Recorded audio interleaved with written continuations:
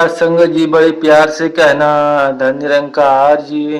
प्यारी साथ संगत जी, आज हम जानेंगे निरंकारी मिशन के लोग या महात्मा एक दूसरे का पैर क्यों छूते हैं। प्यारी साथ संगत जी, अक्सर आप सभी संत महात्मा ने देखा होगा कि निरंकारी मिशन में मर्द औरत का पैर छूता है और औरत मर्द का, और बच्चे बड़े बड़े आदमी का, बच्चों का पैर भी छूते हैं। तो बहुत सारे लोग बोलते हैं कि निरंकारी मिशन में ऐसा क्यों होता है कि लोग छोटे का भी पैर छूते हैं और बड़े का भी पैर छूते हैं। इसका क्या सच्चाई है प्यारी साथ संगत जी। तो दास आज आप सभी को इसी टॉपिक पर बात करेंगे। तो आज आप सभी को स्पष्ट रूप से जानकारी हो जाएगी कि निरंकारी मिशन के लोग एक दूसरे का पैर क्यों छूते हैं, इसका राज क्या है। सच्चाई देखिए प्यारी साथ संगत जी, तभी आप सभी को सब कुछ जानकारी मिलेगी, क्योंकि आधा अधूरा ज्ञान किसी काम का नहीं होता है। प्यारी साथ संगत जी, और हम बड़े भाग्यशाली इंसान हैं कि हमें सदगुरु माता सुदीक्षा जी के साथ मिलकर सेवा सुंदर सत्संग करने का मौका मिलता है। प्यारी साथ संगत जी, एक समय की बात है, दिल्ली में एक बड़ा निरंकारी संत समागम हो रहा था। दूर दूर से महात्मा एवं एकत्रित हुए थे। सत्संग का माहौल बहुत ही पवित्र और प्रेरणादायक था। भजन कीर्तन के बाद संत महात्मा ने एक दूसरे के प्रेम पूर्वक मिले और प्रणाम कर रहे थे। भीड़ के बीच में एक नया सेवादार भी था। नाम था मोहन। कुछ ही दिनों से मिशन से जुड़ा हुआ था और सेवा के भाव से मंच के आसपास खड़ा देख रहा था। उसकी नजर अचानक एक दृश्य पर पड़ी।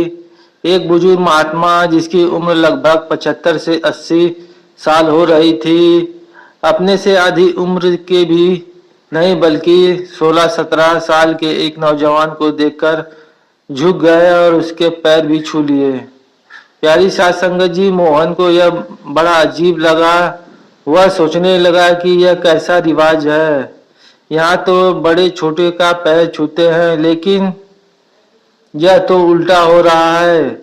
प्यारी साथ संगत जी, उसके मन में सवाल उठने लगे, लेकिन वह चुप रहा।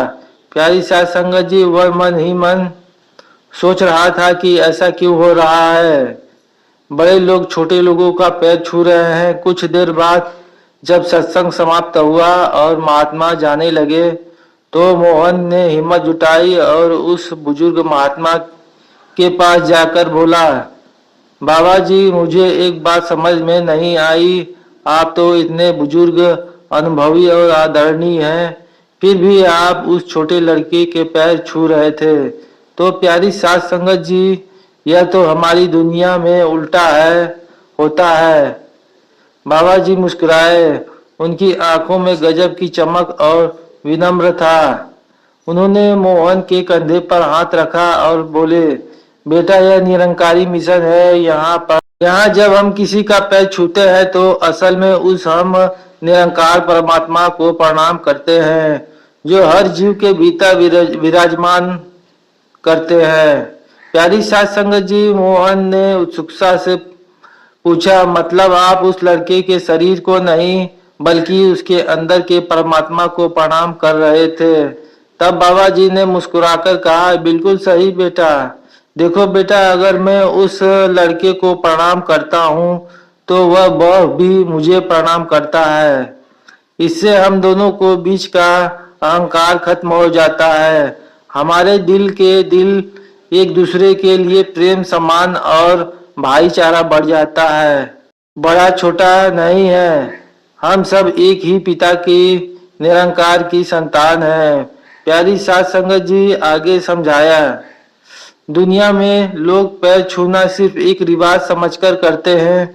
कई बार यह सिर्फ छोटे बड़े के बीच ही सीमित रह जाती है, लेकिन निरंकारी मिशन में पैर छूना अहंकार को मिटाना और विनम्र बनने की साधना है। झुकते हैं, अपने को छोटे करते हैं और यह याद करते हैं कि असली महानता झुकने में है। ऊंचा होने में नहीं। प्यारी साध संगत जी, इसके बाद बाबा जी ने एक छोटी सी कहानी सुनाई। एक बार एक बहुत बड़ा राजा था। वह हमेशा अपने दरबारियों से कहता था, मैं सबसे बड़ा हूँ, सब मुझसे छोटे हैं। प्यारी साध संगत जी, एक दिन एक संत उसके दरबार में आया और कहा, राजन, अगर तुम बड़े बनना चाहते हो तो लोगों के आगे झुकना सीखो। राजा हंस पड़ा, मैं राजा होकर झुकूं, यह तो मेरी शान के खिलाफ है। संत ने कहा, यही तो असली शान है। पानी हमेशा नीचे की तरफ बहता है और पेड़ तब तक फल देता है जब उसकी शाखा झुक जाती है। उस दिन राजा को समझ आया कि महान वही है जो झुक सके। बाबा जी ने कहा, बेटा, यह बात हमारे मिशन में पैर छूने के भाव में छिपी है। जब हम किसी को प्रणाम करते हैं, खुद को छोटा और सामने वाले को बड़ा मानते हैं। इससे दिल में नम्रता आती है और अहंकार का अंत हो जाता है। मोहन की आंखों में चमक आ गई। वो एक औपचारिकता रिवाज नहीं बल्कि एक आध्यात्मिक साधना समझ शुरू कर दिया।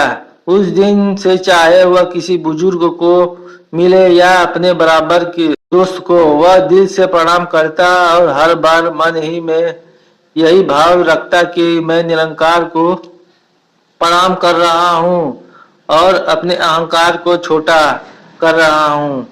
सच है, जब प्रणाम भाव से किया जाता है पर शरीर को झुकना नहीं बल्कि दिल का झुकना हो सकता है और वह वहां से उस असली प्रेम और असली भाईचारा जन्म लेता है। प्यारी साध संगत जी, झुकने से हम सभी संत महात्माओं को एक दूसरे के प्रति जो भी नफरत, वैर, टकरार रहता है वह सब खत्म हो जाता है। और प्यारी साध संगत जी, आशा न बल्कि पूरा विश्वास करता है दास कि आप सभी को इस कहानी के माध्यम से दास समझा चुका होगा कि निरंकारी मिशन के लोग एक दूसरे का पैर क्यों छूते हैं और आप सभी को अच्छा से समझ में आ गया होगा। दास का यह वीडियो आप सभी एक बार जरूर लाइक, कमेंट, शेयर जरूर कर दीजिए, क्योंकि आप सभी वीडियो को देखते हैं लेकिन लाइक, कमेंट, शेयर नहीं करते हैं। तो आप सभी हमारे चैनल पर नए हैं तो चैनल को सब्सक्राइब भी कर लेना। बड़े प्यार से कहना, धन निरंकार जी।